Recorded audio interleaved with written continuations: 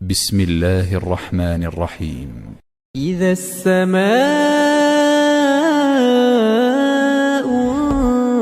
انشقت وأذنت لربها وحقت وإذا الأرض مدت وألقت ما فيها وتخلت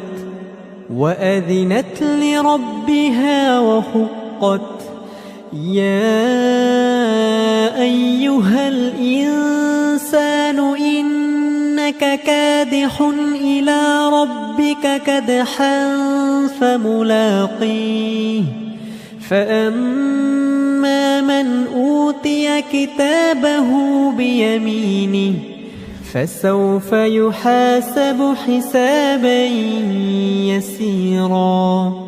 وينقلب إلى أهله مسرورا وأما من أوتي كتابه وراء ظهره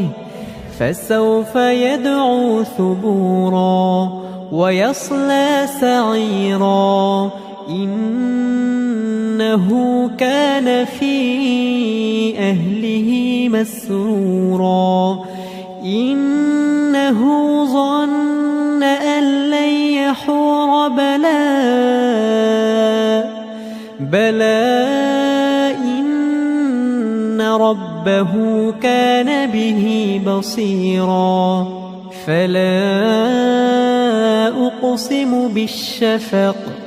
والليل وما وسق والقمر إذا اتسق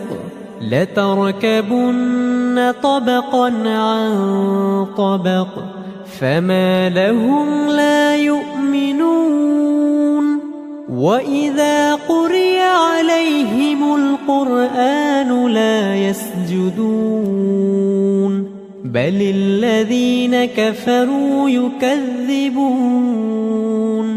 والله أعلم بما يوعون فبشرهم بعذاب أليم إلا الذين آمنوا وعملوا الصالحات لهم أجر غير ممنون.